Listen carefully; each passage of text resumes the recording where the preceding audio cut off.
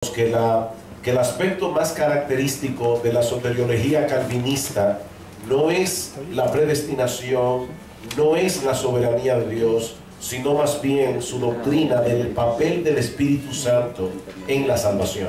No estamos negando que el calvinismo enseñe la soberanía de Dios, no estamos negando que el calvinismo enseñe la predestinación, estamos diciendo que el aspecto más característico de la soteriología calvinista es el papel del Espíritu Santo en la salvación, y eso es precisamente lo que yo quisiera que veamos en esta ocasión al considerar la doctrina de la gracia irresistible. Ahora, tal como hicimos esta mañana, permítanme tomar unos minutos para explicar la postura arminiana en lo relativo a la obra del Espíritu en la conversión, para luego entonces contrastarla con la postura o perspectiva calvinista. Nosotros hemos visto ya que el arminianismo enseña que Cristo murió en la cruz del Calvario para crear un sistema que haga posible la salvación de cualquiera, pero sin asegurar la salvación de ninguno. En otras palabras, Cristo vino al mundo para no a salvar a ningún ser humano en particular o en concreto, sino a hacer posible que cualquiera pudiera salvarse. Ahora, desde esta perspectiva, una vez Dios provee el sistema que hace posible la salvación de cualquiera, Él deja en manos del pecador la posibilidad de aceptar o rechazar a Cristo. La pregunta que debemos responder ahora es: ¿cuál es el papel entonces que juega el Espíritu Santo en la conversión del pecador según el arminianismo? Algunos dicen, por un lado, y este detalle es importante porque no todos los arminianos creen lo mismo, y a veces nosotros podemos acusar al arminianismo en general de que ellos niegan totalmente la obra del Espíritu en la salvación. Y un arminiano te puede decir: no, yo no niego la obra del Espíritu en la salvación. ¿Cuál es entonces la obra del Espíritu? Bueno, por un lado, dicen los arminianos, o algunos arminianos, el Espíritu suprime en parte nuestra pecaminosidad, lo suficiente como para hacer posible que nosotros en nuestra propia capacidad natural no regenerada inclinemos nuestra voluntad hacia Dios. Ellos le llaman a esto gracia precedente. Es una gracia que no es eficaz, pero que sí te dispone para tomar una decisión. Ahora depende de ti que tú tomes la decisión. Por el otro lado, el Espíritu Santo, según esta postura, nos persuade a través del Evangelio, cuando el Evangelio es predicado, pero siempre dejando la decisión final en manos de nuestra voluntad natural no regenerada. De manera que en la soteriología arminiana, la salvación de los pecadores en última instancia no se encuentra en las manos de Dios, sino en las manos del hombre. Si el pecador no inclina su voluntad a creer y arrepentirse, Dios no hará absolutamente nada para moverlo eficazmente a hacer eso. De manera que según el arminianismo, el hombre debe creer primero para que entonces Dios actúe y lo regenere. De lo contrario, según el arminianismo, Dios estaría anulando la libertad humana y estaría colocándose en una posición elitista y arbitraria al obrar eficazmente en unos y no en otros. Ahora, hermanos, antes de pasar a evaluar bíblicamente esta posición doctrinal, es importante que entendamos el impacto que esta perspectiva teológica suele tener en la predicación del Evangelio y en la obra del ministerio. Cuando nosotros restringimos la obra del Espíritu simplemente a remover obstáculos y a persuadir, eso casi inevitablemente genera en los predicadores una fuerte presión para lograr una decisión por Cristo. Y yo estoy seguro que si somos honestos y evaluamos nuestros corazones, aquellos que vienen de una postura arminiana hacia una postura calvinista, saben que esto suele ser así. El predicador siente una presión porque Él tiene que lograr que el pecador haga una decisión por Cristo. Ahora, eso a su vez lo coloca en una posición vulnerable en cuanto al uso de métodos evangelísticos inapropiados para alcanzar ese objetivo.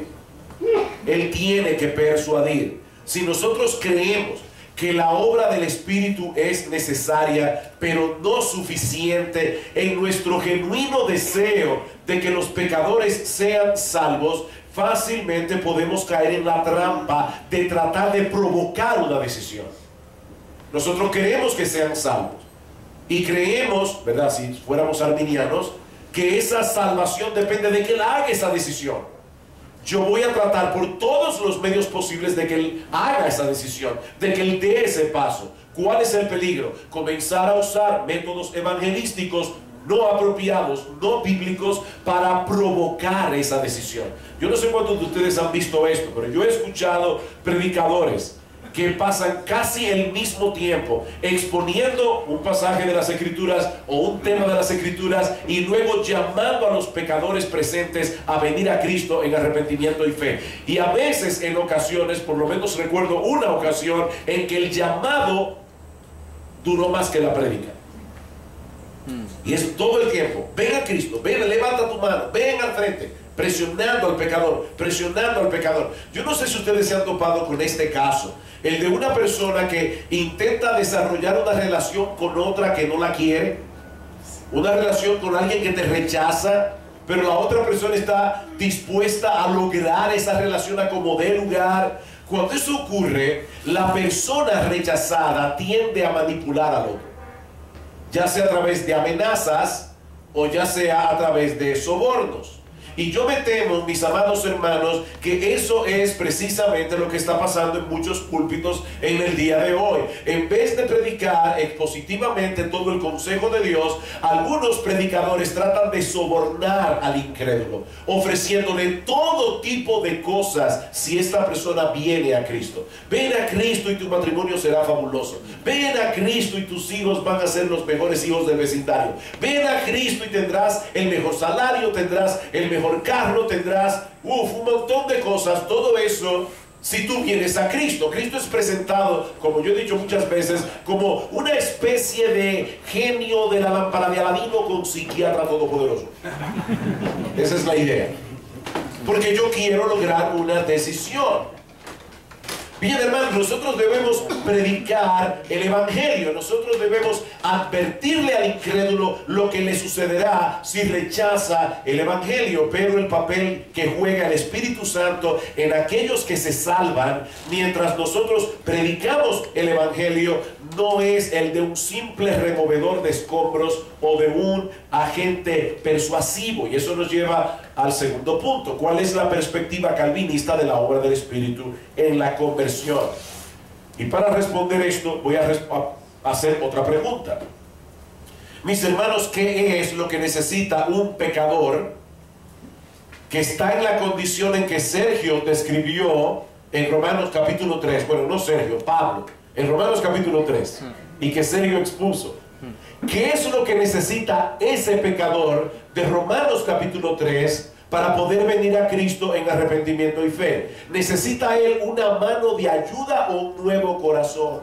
Nuevo corazón. Esa pregunta, hermanos, es extremadamente importante, porque si nos extraviamos en este punto, inevitablemente nos vamos a extraviar en todo lo demás. Ya nosotros hemos visto que la Biblia enseña claramente que para que un pecador se convierta a Dios, se requiere de una transformación sobrenatural, no simplemente de una persuasión o que se remuevan algunos obstáculos. Es tal nuestra impotencia y nuestra inhabilidad espiritual que nosotros no queremos ni podemos volvernos de nuestros ídolos a Dios. Ahora bien, también es importante que nosotros definamos o aclaremos de qué tipo de impotencia es que estamos hablando aquí, porque algunos pueden llegar a la conclusión equivocada, y de hecho algunos han llegado a esa conclusión equivocada, de que según el calvinismo el pecador es una especie de víctima en las manos de un Dios cruel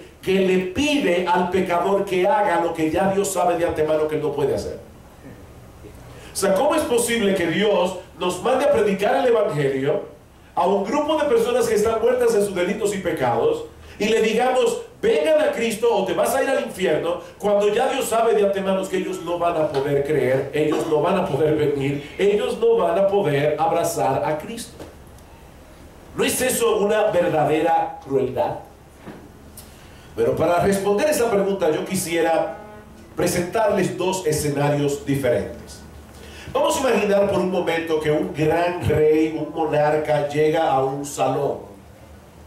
Y las personas que están en ese salón, en señal de respeto y además con gozo y alegría, porque aman al rey, se levantan de su asiento en una forma de mostrarle honra y respeto, excepto una persona.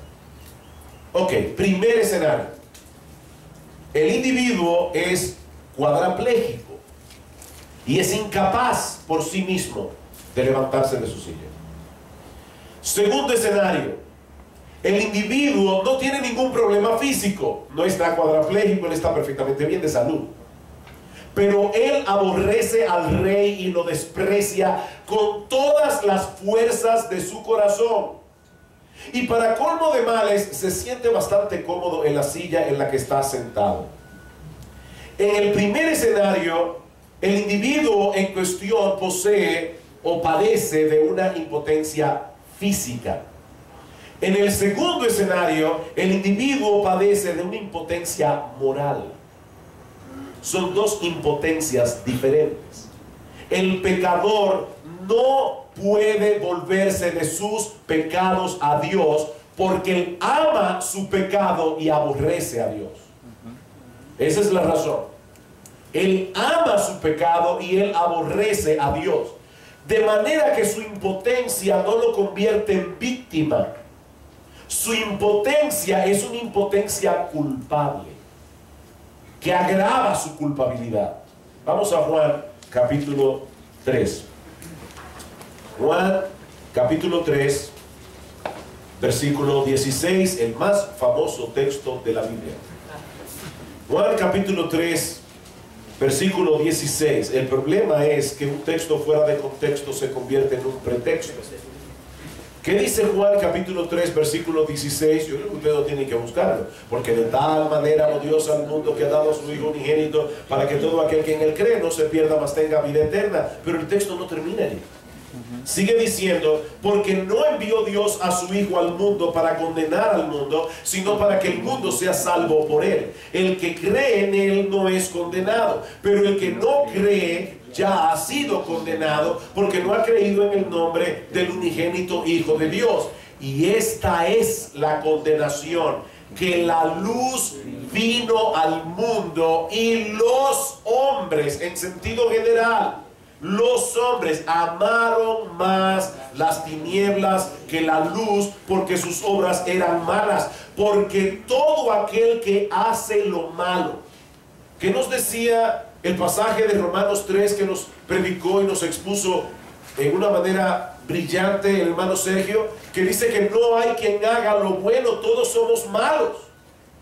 ¿Y qué dice el texto aquí? Todo aquel que hace lo malo, es decir, tú y yo antes de venir a Cristo, todo aquel que hace lo malo aborrece la luz y no viene a la luz para que sus obras no sean reprendidas. Es en ese contexto que nosotros tenemos que considerar la doctrina de la gracia irresistible.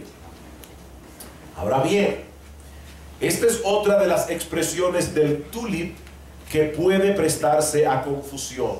Gracia irresistible, porque la gracia es resistida todo el tiempo. Mis hermanos, yo estoy seguro que ustedes se han topado con un montón de personas a quien tú le has ofrecido el Evangelio, le has ofrecido la gracia y él ha resistido y todavía resiste la gracia de Dios. Eso es lo que Esteban le dice a los judíos en Hechos capítulo 7. Duros de cerviz e incircuncisos de corazón y de oídos, vosotros resistís siempre al Espíritu Santo. Y luego añade, como vuestros padres, así también vosotros. Así que la gracia en cierto modo es resistible. Entonces, ¿qué es lo que enseña la doctrina calvinista de la gracia irresistible? Bueno, lo que esta doctrina enseña es que cuando un pecador se convierte a Cristo, necesariamente tiene que ser como resultado de una operación soberana y eficaz del Espíritu Santo. Por eso Sproul, que ya vimos que cambió el total depravation por radical corruption, también cambió gracia irresistible por gracia eficaz. Gracia irresistible, la I del tulip la cambió por E, gracia eficaz. Así que en vez del tulip, él propone mejor el rulep. O sea, radical corruption o conditional election, en vez de limited atonement, o sea, expiación limitada, yo creo que es mejor decir expiación particular, luego gracia eficaz, y luego perseverancia de los santos o preservación de los santos. Porque es Dios el que preserva, aunque es el hombre el que persevera. Ahora la pregunta ¿es esta enseñanza bíblica sí o no? Que hay una gracia eficaz, que hay una gracia que opera soberanamente en el pecador y que lo atrae a Cristo eficazmente, sin lugar a dudas. Bueno, en primer lugar, voy a dar brevemente 3 argumentos. La Biblia enseña que ningún pecador puede volverse hacia Dios a menos que Dios lo traiga eficazmente. Vayan conmigo al primer libro de Crónicas, capítulo 30. Este es un texto interesante. Segundo libro de Crónicas, perdón, capítulo 30. El rey Ezequías va a celebrar la Pascua. Muchos años tenía el pueblo de Israel sin celebrar la Pascua. Así que el rey envía mensajeros a todo Israel, llamando a los hombres a venir a la obediencia a Dios. Y dice en el versículo 7, ese mensaje enviado por el rey: no seáis como vuestros padres y como vuestros hermanos, que se rebelaron contra Jehová, el Dios de sus padres, y él los entregó a desolación, como vosotros veis. No endurezcáis pues ahora vuestra cerviz como vuestros padres, someteos a Jehová, venid a su santuario, el cual él ha santificado para siempre, y servid a Jehová vuestro Dios, y el ardor de su ira se apartará de vosotros, porque si os volviereis a Jehová, vuestros hermanos y vuestros hijos hallarán misericordia. Cuando nosotros leemos este texto, la impresión que da es: si ustedes se vuelven al Señor, Él tendrá misericordia. Por lo tanto, ¿de quién es el primer paso? Aparentemente del hombre. Si ustedes se vuelven al Señor, Él tendrá misericordia. Lamentablemente algunos presuponen que cada vez que Dios demanda una condición para hacer algo, el hombre tiene que tomar el primer paso. Y no es posible que Dios demande una condición y que luego Él mismo te prepare para cumplir la condición. Vamos a ver lo que sigue diciendo el texto. Dice: si vosotros os volvéis, versículo 9, si os volviereis a Jehová, vuestros hermanos y vuestros hijos hallarán misericordia delante de los que los tienen cautivos, y volverán a esta tierra, porque Jehová vuestro Dios es clemente y misericordioso, y no apartará de vosotros su rostro, si vosotros os volviereis a Él. Pasaron pues los correos de ciudad en ciudad por la tierra de Efraín y Manasés hasta Zabulón, mas se reían y se burlaban de ellos. Algo que ocurre con todos los mensajeros de Dios. Uno va por el mundo predicando el evangelio y se va a encontrar con personas que se van a burlar, personas que te van a rechazar. Versículo 2:11. Con todo eso, algunos hombres de Aser, de Manasés y de Zabulón se humillaron y vinieron a Jerusalén. Unos se burlaron y rechazaron, otros abrazaron el mensaje. ¿Qué hizo la diferencia, hermanos? Versículo 12. En Judá también estuvo la mano de Dios para darles un solo corazón, para cumplir el mensaje del rey y de los príncipes conforme a la palabra de Jehová. Amén. Dios pone la condición: si ustedes se vuelven a mí, yo voy a tener misericordia. ¿Y qué hace Dios? Ya Dios sabe de antemano que nadie va a querer. Y por lo tanto Dios pone su mano sobre algunos y pone en sus corazones el querer como el hacer por su buena voluntad. Hermanos, el texto es muy claro. Dice: en Judá también. ¿Qué quiere decir eso? que en los hombres de Aser, de Manasés y de Zabulón también estuvo la mano de Dios, al igual que en esos hombres de Judá, para darles un solo corazón. Y en ese corazón estaba incluido el cumplir las palabras de Jehová. Cuando el hombre es dejado a su inclinación natural, el resultado siempre será enemistad y rebeldía, a menos que Dios transforme desde dentro la disposición del corazón. Ezequiel capítulo 36, versículo 26 al 27. Os daré un corazón de carne y quitaré de vosotros el corazón de piedra, para que me obedezcáis a mí. Juan capítulo 6. Juan capítulo 6, versículo 37.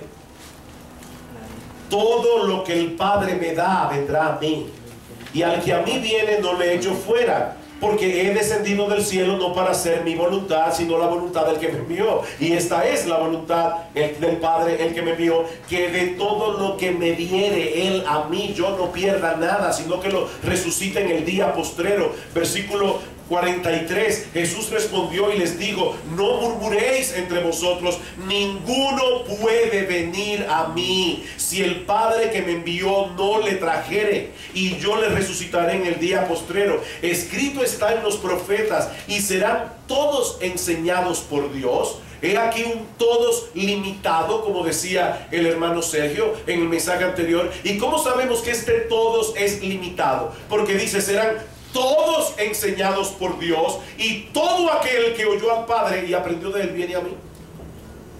O sea, ese todos es todo aquel que oyó al Padre y aprendió de él, viene a mí. Versículo 60. Al oírla, muchos de sus discípulos dijeron: dura es esta palabra, ¿quién la puede oír? Versículo 63. Dice Cristo: el Espíritu es el que da vida, la carne para nada aprovecha. Las palabras que yo os he hablado son espíritu y son vida. Pero hay algunos de vosotros que no creen. Porque Jesús sabía desde el principio quiénes eran los que no creían y quién le había de entregar. Y dijo: por eso os he dicho que ninguno puede venir a mí si no le fuere dado del Padre. Algunos no creen. ¿Por qué? Porque no le fue dado del Padre. No fueron traídos eficazmente. Juan capítulo 10, versículo 26. Pero vosotros no creéis porque no sois de mis ovejas. Como os he dicho, mis ovejas oyen mi voz, y yo las conozco y me siguen.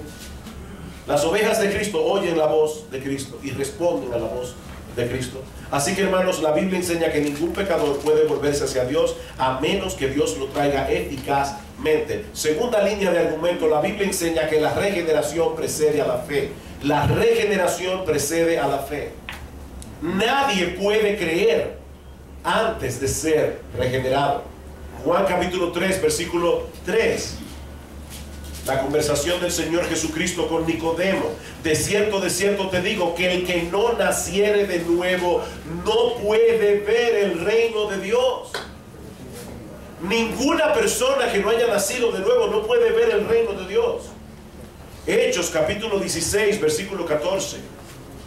Pablo está predicando el evangelio en Filipos, y dice entonces: una mujer llamada Lidia, vendedora de púrpura de la ciudad de Tiatira, que adoraba a Dios, estaba oyendo, y el Señor abrió el corazón de ella para que estuviese atenta a lo que Pablo decía. El Señor abrió su corazón para que ella pudiera estar atenta. Primero a los Corintios 2:14. El hombre natural no recibe las cosas que son del Espíritu de Dios, porque para él son locura y no las puede entender, porque se han de discernir espiritualmente. Y todos nosotros éramos hombres naturales antes de nuestra regeneración. Primera de Juan capítulo 5, versículo 1.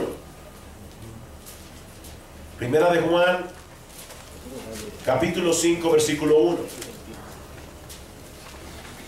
Todo aquel que cree, tiempo presente, que Jesús es el Cristo, es nacido de Dios, tiempo perfecto. Los que han estudiado el griego saben que el tiempo perfecto indica una acción que fue hecha en el pasado, cuyos resultados todavía permanecen en el presente. Lo que Juan está diciendo aquí es: todo aquel que en el presente cree que Jesús es el Hijo de Dios es porque ha nacido previamente de nuevo. Ha nacido previamente de Dios. De lo contrario no hubiera podido creer. Hermanos, déjenme hacerles una pregunta. ¿Qué tiempo media entre la regeneración y que el pecador crea y se arrepienta? ¿Qué tiempo pasa entre una cosa y la otra? Déjenme plantearles esta pregunta de otra manera. Cristo sanó a muchos ciegos durante su ministerio, algunos ciegos que nosotros sepamos. Vamos a cambiar la pregunta. ¿Qué vino primero, la sanidad o la visión? ¿Qué vino primero? Sanidad. ¿Que el ciego vea o que fuera sanado? Sanidad. Que fuera sanado, evidentemente. Ahora, ¿qué tiempo pasó entre ser sanado y ver? Es prácticamente instantáneo. Sin embargo, nosotros sabemos lógicamente que la sanidad tiene que venir primero. Si el ciego no hubiera sido sanado, no hubiera podido ver. Bueno, cuando un hombre es regenerado, inmediatamente ve lo que antes no veía, e inmediatamente reacciona al evangelio en arrepentimiento y fe.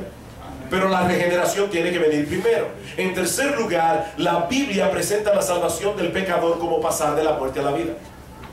Y no voy a ampliar mucho esto porque ya Sergio lo explicó. Efesios capítulo 2, versículos 1 en adelante. Pablo dice: Él nos dio vida a nosotros cuando estábamos muertos en nuestros delitos y pecados, en los cuales anduvimos en otro tiempo, siguiendo la corriente de este mundo. El espíritu que ahora opera en los hijos de desobediencia, y éramos por naturaleza, todos nosotros éramos hijos de ira, lo mismo que los demás. Pero Dios, que es rico en misericordia, por su gran amor con que nos amó, aún estando nosotros muertos en nuestros delitos y pecados, os dio vida.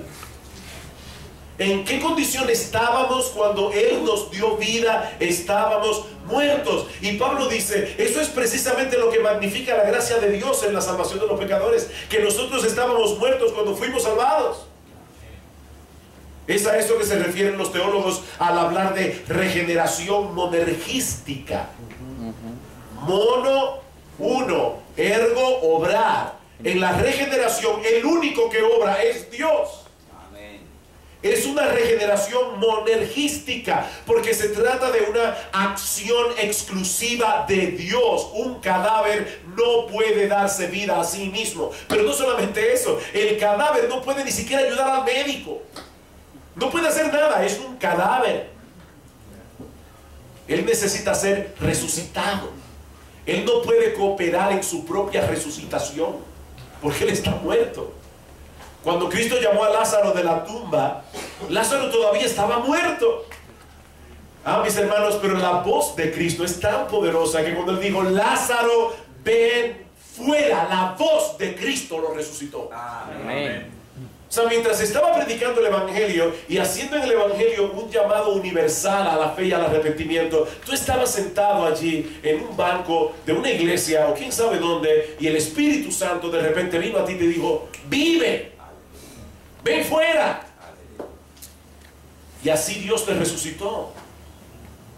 Él obra eficazmente en aquellos que Él mismo escogió desde antes de la fundación del mundo, dándoles un nuevo corazón, dándoles una nueva voluntad, dándoles una nueva forma de pensar, dándoles una nueva visión de las cosas. ¿Para qué? Para que estas personas puedan ver a Cristo, no solamente como el Salvador que sus almas necesitan, para que ellos puedan ver a Cristo como la perla de gran precio, por la cual vale la pena perderlo todo. Amén.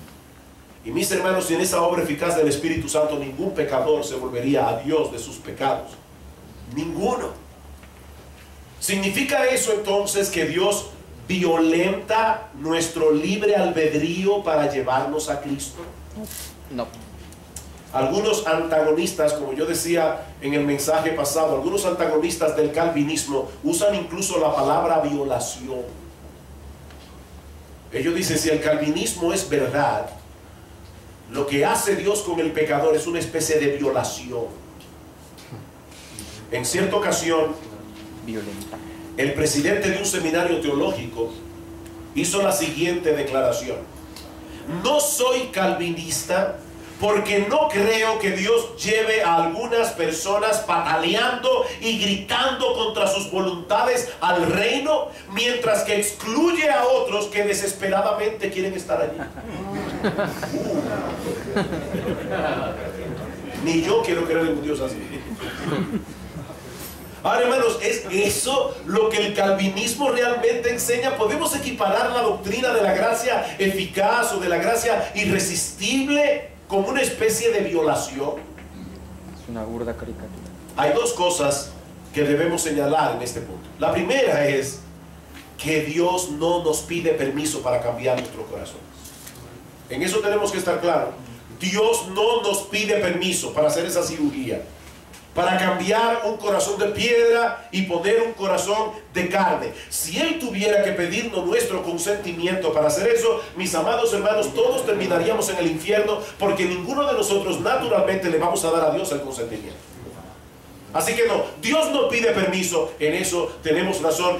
Y tienen ellos razón, gracias a Dios que Él no tiene que pedirle permiso a nadie, porque para eso es Rey de Reyes y Señor de Señores. Daniel capítulo 4, versículo 34 al 35. Estas palabras de un teólogo calvinista son impresionantes. Nabucodonosor se llamaba este teólogo. Dice aquí: mas al fin del tiempo, yo, Nabucodonosor, alcé mis ojos al cielo y mi razón me fue devuelta, y bendije al Altísimo y alabé y glorifiqué al que vive para siempre, cuyo dominio es sempiterno, su reino por todas las edades. Todos los habitantes de la tierra son considerados como nada, y Él hace según su voluntad en el ejército del cielo y en los habitantes de la tierra, y no hay quien detenga su mano ni le diga: ¿qué haces? Hermanos, es lamentable, pero Nabucodonosor tenía una mejor teología que muchos evangélicos en el día de hoy. Ahora bien, por el otro lado, es necesario recalcar que Dios no violenta nuestro libre albedrío para salvarnos. Lo que Dios hace es libertarnos de la esclavitud del pecado, para que por primera vez en nuestras vidas actuemos como agentes libres. Libremente. No, ninguno de nosotros tuvo que ser arrastrado con violencia para venir a Cristo en arrepentimiento y fe. ¿Saben por qué? Porque ya Dios había abierto previamente los ojos de nuestro entendimiento, para que pudiésemos ver a Cristo en toda su hermosura y valor. Y nos había dado ya un nuevo corazón para abrazarlo. ¿Cómo lo explica Cristo en la parábola de la perla, del tesoro escondido? Perdón, Mateo capítulo 13. Mateo capítulo 13, versículo 44. Además, el reino de los cielos es semejante a un tesoro escondido en un campo, el cual un hombre halla y lo esconde de nuevo. Y él ahora va al dueño a comprar el campo porque quiere el tesoro, y le dice: dime cuánto me cuesta el campo. Todo lo que tienes. ¿Y qué hace este hombre? Por ello va y vende todo lo que tiene y compra aquel campo. Ahora, hay una palabrita allí que yo no leí. ¿Cuál fue? Gozoso. O sea, cuando él le dice: mira, para tú comprar este campo te cuesta todo, él va y vende gozoso todo lo que tiene. Él dice: esto es una ganga. Esto es una ganga. Ya Dios le ha abierto su corazón y él está viendo a Cristo. Él está viendo a Cristo. Él dice: es que vale la pena perderlo todo para ganarlo a él. Amén. Por eso es que dice en el Salmo 110: tu pueblo se te ofrecerá voluntariamente en el día de tu poder. Amén. Y ese es un salmo totalmente mesiánico. Este salmo puede ser traducido: tus tropas se ofrecerán como ofrenda voluntaria, es decir, espontáneamente en el día en que despliegues tu poder. Así que, mis amados hermanos, el Señor Jesucristo no tiene mercenarios en sus filas. El Señor Jesucristo no tiene que decretar una ley de servicio militar obligatorio para poder reunir un ejército. Él no tiene que hacer eso. Todos se ofrecen espontánea y libremente para ser parte de su regimiento. sin importar las dificultades que puedan enfrentar y que van a tener que enfrentar en este mundo caído. Estos hombres y mujeres han sido objeto de una obra divina por medio de la cual sus ojos han sido abiertos. Y ellos han visto su condición, esclavizados al pecado, bajo la justa ira de Dios por sus transgresiones. Pero ellos también han visto el poder, la bondad, la sabiduría de nuestro bendito Señor y Salvador Jesucristo, que por amor a nosotros se encarnó, murió en una cruz para salvarnos. Y es precisamente por eso que estos hombres y mujeres vienen libremente a Él. Eso es, en esencia, lo que enseña la doctrina de la gracia irresistible. Amén. En los minutos que me restan, yo quisiera enfocar nuestra atención en la importancia de esta doctrina. La importancia de esta doctrina. Hermanos, ¿por qué debemos procurar que más y más pastores abracen esta enseñanza bíblica? Ustedes no se imaginan el gozo que me da ver a tantos hombres aquí. Ver a tantos hombres, todos exponiéndonos a estas cosas. Cuando Sergio estaba predicando esta mañana, yo soy un poquito emotivo. Yo no aguantaba dentro de mí escuchando la predicación de la palabra de Dios. Quería gritar, amén, amén, amén, gloria al Señor. Qué gran Dios, qué gran Salvador. Hermanos, ¿por qué nosotros debemos procurar que más y más pastores abracen esta doctrina? ¿Por qué nosotros debemos procurar que los miembros de nuestras iglesias posean un claro entendimiento de la obra del Espíritu Santo en la conversión? ¿Por qué?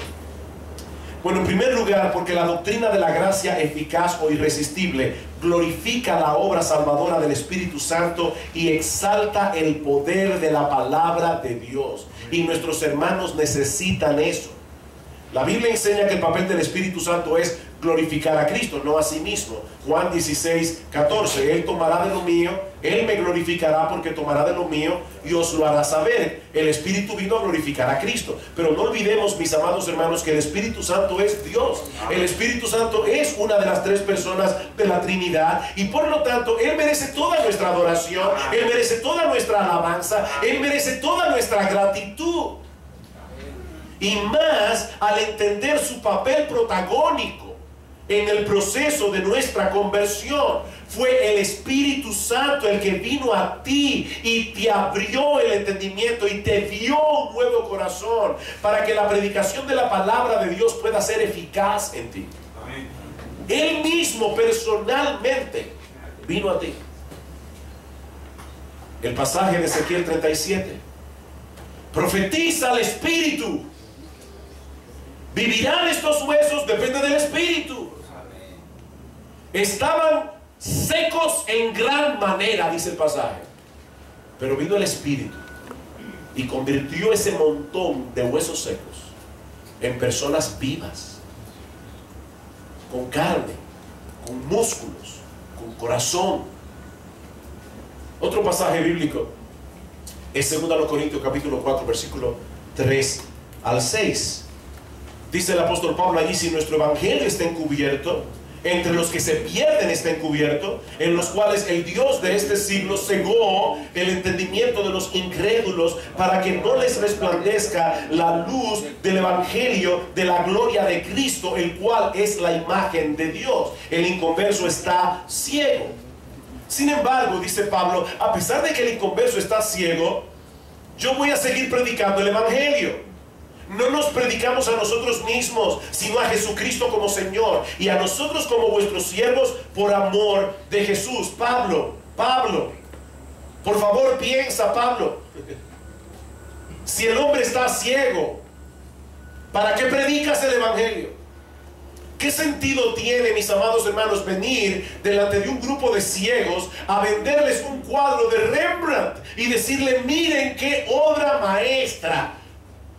Y los ciegos dicen no solamente cómo es el cuadro, ellos preguntan: ¿cuál cuadro? Ellos no ven nada.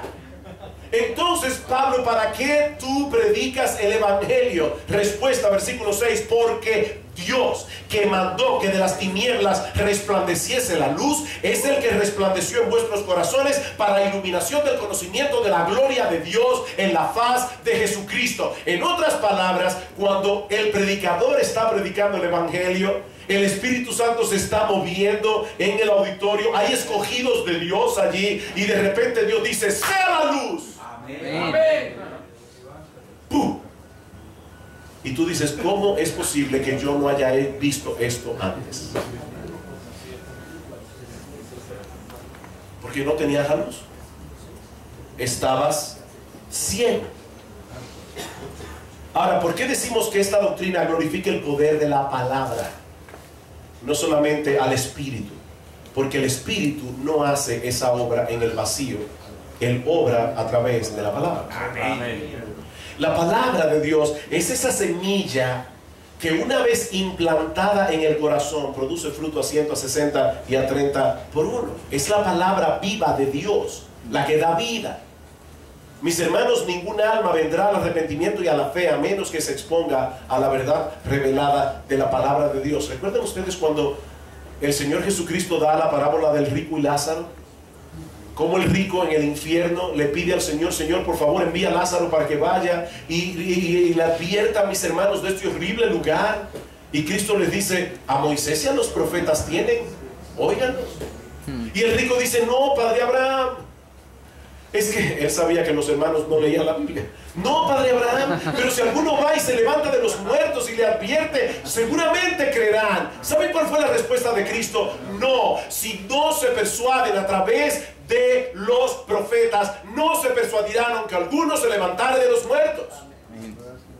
No importa lo que pase en un culto, qué tan extraordinaria puede ser un milagro, donde la semilla de la palabra de Dios no es sembrada en el corazón de los hombres, no podemos esperar una cosecha de salvación. Solo la palabra viva produce vida. Amén. Por eso Pablo dice en Romanos capítulo 1 versículo 16: el evangelio es poder de Dios para salvación a todo aquel que cree. Y en Romanos capítulo 10, un texto que yo no sé ustedes, pero cuando yo me convertí fue un texto que me causó muchos problemas. Yo lo leía una y otra vez y decía: aquí hay algo raro en la gramática de este texto. Dice Pablo en el versículo 14 de Romanos 10: ¿cómo pues invocarán a aquel en el cual no han creído? ¿Cómo creerán en aquel de quien no han oído? ¿Cómo irán sin haber quien les predique? ¿Y cómo predicarán si no fueren enviados? Pero luego en el versículo 17 dice: así que la fe es por el oír, y el oír por la palabra de Dios. Todavía me acuerdo como ahora, yo luchando con ese texto. Yo no entiendo ese texto. Si el texto dijera: así que la fe es por el oír la palabra de Dios, yo no tendría ningún problema. Pero eso no es lo que el texto dice. Allí dice que la fe es por el oír, y que el oír es por la palabra de Dios. ¿Qué es lo que ese texto está enseñando? Es que en el versículo 14, lamentablemente la Reina Valera tiene una pequeñito problema. ¿Cómo pues invocarán a aquel en el cual no han creído? ¿Y cómo creerán en aquel a quien no han oído? No es de quién, no es acerca de quién, es a quien no han oído. Porque en Juan capítulo 10 dice: mis ovejas oyen mi voz. Es la voz de Cristo la que las ovejas tienen que oír para salvarse. Si tú no oyes la voz de Cristo diciéndote: Lázaro, ven fuera, tú no te vas a salvar.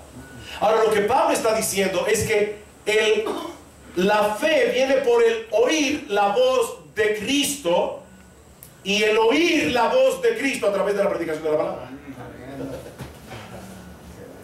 Por eso es que en Efesios Pablo dice algo rarísimo.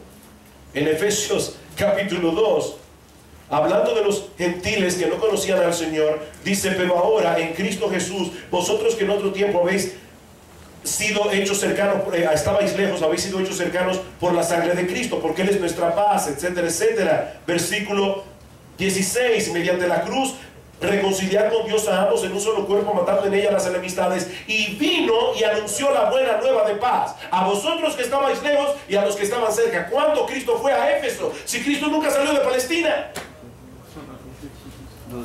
¿Cómo Pablo dice aquí que Jesús vino a Éfeso y predicó el evangelio? Porque cuando nosotros predicamos el Evangelio, la voz de Cristo es oída a través de la predicación de la palabra de Dios. Mis ovejas oyen mi voz. Primera de Pedro, capítulo 1. Versículo 22, habiendo purificado vuestras almas por la obediencia a la verdad mediante el Espíritu para el amor fraternal no fingido, amaos unos a otros entrañablemente de corazón puro, siendo renacidos, habiendo nacido de nuevo, no de simiente corruptible, sino de incorruptible por la palabra de Dios que vive y permanece para siempre. Y Pedro aclara en el versículo 25, mas la palabra del Señor permanece para siempre, y esta es la palabra que por el Evangelio os ha sido anunciada. Por el Evangelio. Por eso dice Richard Phillips que la doctrina de la gracia irresistible nos preserva, escuchen esto, pastores, nos preserva de deformar nuestros ministerios con artilugios inventados por los hombres. ¿Saben por qué en muchas iglesias hoy se están haciendo 1001 cosas en vez de predicar la palabra de Dios? Porque ellos no creen en la gracia irresistible. Ellos tienen que buscar la manera de hacer cultos atractivos para atraer al pecador. Y honestamente, en la era de la televisión, donde tú estás viendo la pantalla y las cosas cambian cada 7 segundos, cada 10 segundos, escuchar a un hombre con la misma ropa por más de 45 minutos predicando la palabra, eso no parece muy atractivo. ¿Por qué mejor no reducimos el tiempo de la predicación? Y podemos hacer otras cosas en el culto que son más atractivas para los inconversos. Sí, eso es exactamente lo que el diablo quiere que tú hagas. Porque el diablo le tiene terror a la predicación de la palabra de Dios. Amén. Él sabe que la palabra de Dios es viva y eficaz. Pero la doctrina de la gracia irresistible nos libra de ese error. ¿Saben por qué? Porque esta doctrina nos recuerda que solo el Espíritu Santo puede transformar el corazón de un pecador, y que el Espíritu Santo solo usa el poder de la palabra que Él inspiró. Es la espada del Espíritu. Por eso decimos como Spurgeon: estamos aquí para alimentar ovejas, no para entretener cabras. Así es.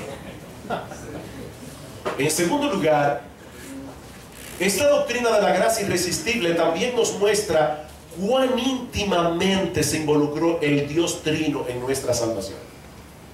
Y yo sé que he dicho esto varias veces, y voy a seguir repitiendo por la sencilla razón de que la base de la enseñanza son 3 cosas: la repetición, la repetición y la repetición. Dios no se limitó a diseñar un sistema que hiciera posible la salvación de cualquier ser humano y luego se sentó a la distancia para ver si alguno de nosotros se beneficiaba del sistema. No, Dios se ensució las manos. Él se ensució las manos con nuestro sucio corazón. Dios vino, se involucró contigo y conmigo personal e íntimamente, como lo haría cualquier cirujano en una operación de corazón abierto. Cada creyente de manera individual fue ministrado por Dios para ser traído a salvación. Me encanta cómo lo dice Isaac Watts en el himno: cuán solemne y dulce aquel lugar. No sé si lo conocen aquí. ¿Qué himno? Es uno de los himnos más preciosos y teológicos que yo conozco. Cuán solemne y dulce aquel lugar donde mora Cristo el Señor. Solemne y dulce. Allí de sus manjares Él despliega lo mejor. Banquete rico, el corazón admirado clama así: ¿por qué, Señor? ¿Por qué será que me invitaste a mí? ¿Por qué me hiciste oír tu voz y entrar y ver tu bondad? Pues miles de hambre mueren ya rehusando tu verdad. Pues el mismo amor que el manjar sirvió, dulcemente a entrar me llevó. Si no, en mi pecado aún habría estado yo. Wow, ese himno es un tratado teológico. Por otra parte, esta doctrina de la gracia irresistible nos anima a continuar corriendo en pos de la santidad, porque esa misma gracia que obró eficazmente en nuestra regeneración es la gracia que continúa obrando en nuestra santificación.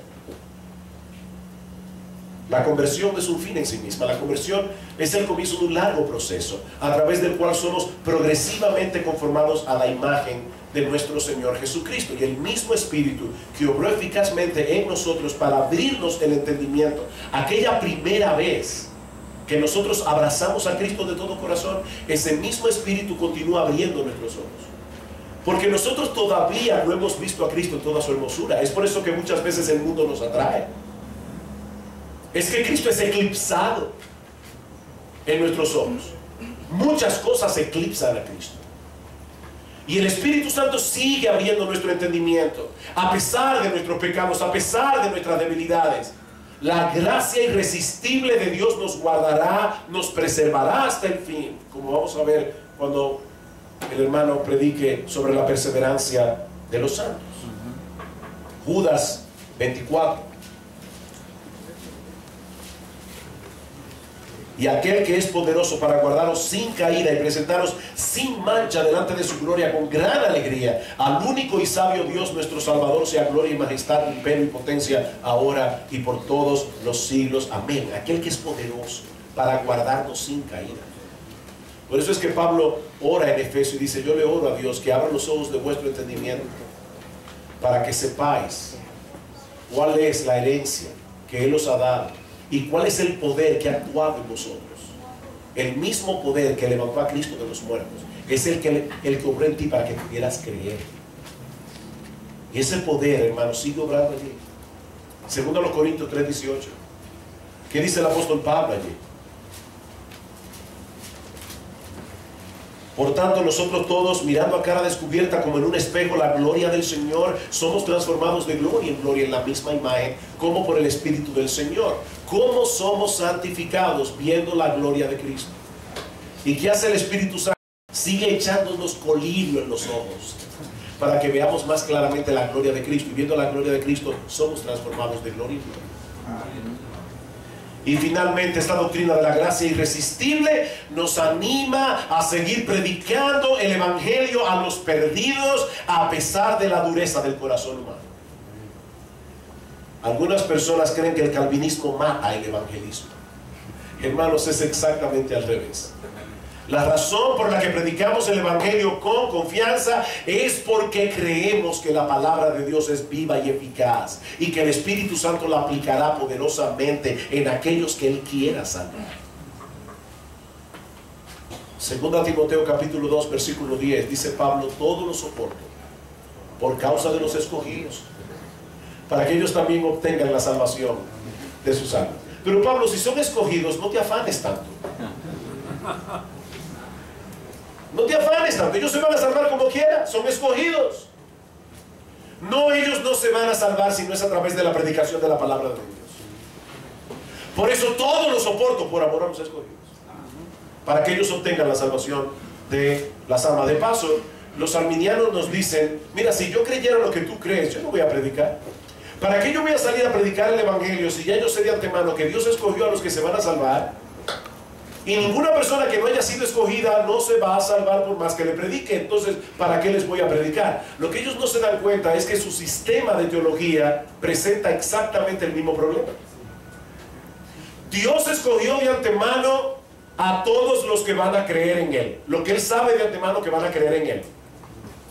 Ok, vamos a dar por sentado que eso es así. ¿Sabe Dios absolutamente quiénes son los que van a creer? Sí. Entonces, cuando Dios envía misioneros al campo misionero, Él ya sabe de antemano que hay personas allí que no van a creer y como quiera manda misioneros. Porque ya Dios en la teología arminiana sabe quiénes son los que van a creer. Y eso nadie lo va a cambiar porque Dios conoce el futuro perfectamente. Así que tenemos el mismo problema. La ventaja del calvinista es que él cree en la gracia irresistible. Es que se van a salvar porque Dios va a obrar. Hermanos, si el hecho de creer en la doctrina de la gracia, cualquiera que sea, lleva a una persona a descuidar la predicación del Evangelio, no es por una predicación, por un defecto de la doctrina, es por un defecto del corazón. No es un defecto del sistema, es un defecto del corazón. Imagínate que Dios te dice ahora, mira, tengo un regalo aquí. Un regalo inmensamente valioso para alguien allá afuera. Tú no sabes quién es. Pero ve y comienza a buscar que vas a hacer feliz a alguien con algo muy costoso. Bueno, Dios nos dice, hijo mío, tú no sabes quiénes son los elegidos, yo no sé, pero esos elegidos solo se van a salvar a través de la predicación del Evangelio. Ve y predica. Ve y predica. El Dios que escogió por nombre a cada ser humano que habrá de salvarse a través de toda la historia, también escogió la predicación del Evangelio como el medio eficaz para salvarnos. Él escogió salvar a los creyentes por la locura de la predicación. Y aunque Él no nos necesita para llevar a cabo su obra, Él se glorifica salvando a pecadores a través de instrumentos débiles e imperfectos. Richard Phillips dice, con estas palabras concluyo: el poder es totalmente de Dios mientras Él se mueve soberanamente en este mundo por medio de su Espíritu. Pero el privilegio es nuestro al ser nuestra la voz que es oída, la oración que es respondida y el testimonio que es usado para traer vida eterna. Me encantó que él hable de la oración aquí. El arminiano dice, ¿para qué orar? Y yo le pregunto exactamente lo mismo. ¿Para qué orar si la salvación está en la mano del pecador y no en la mano de Dios? Yo le oro a Dios porque creo que la salvación está en sus manos. Y por eso le oro a Él. Pero si está en la mano del pecador, ¿para qué orar? Si Dios como quiera no va a inclinar el corazón de nadie. Dice él, el poder es de Dios, el privilegio es nuestro, al ser nuestra la voz que es oída, la oración que es respondida y el testimonio que es usado para traer vida eterna. Cuando pecadores son salvados por medio de la fe en Jesús, nosotros tenemos el gozo de saber que es Dios el que ha actuado irresistiblemente en gracia a través de nosotros. Porque de Él y por Él y para Él son todas las cosas. A Él sea gloria por los siglos. Amén. Amén. Padre, nosotros queremos darte gracias una vez más por darnos el privilegio, Señor, de predicar tu palabra, por darnos el privilegio de llevar el Evangelio, por darnos el privilegio, Señor, de que almas que están muertas en sus delitos y pecados vengan a la vida a través de hombres débiles como nosotros. Alabado sea tu nombre y alabado sea Cristo el Salvador. Y alabado sea el Espíritu que obra y obró eficazmente en nuestros corazones para traernos de la muerte a la vida. Glorias sean dadas a ti, oh Trino Dios, en Cristo nuestro Salvador. Amén. Amén.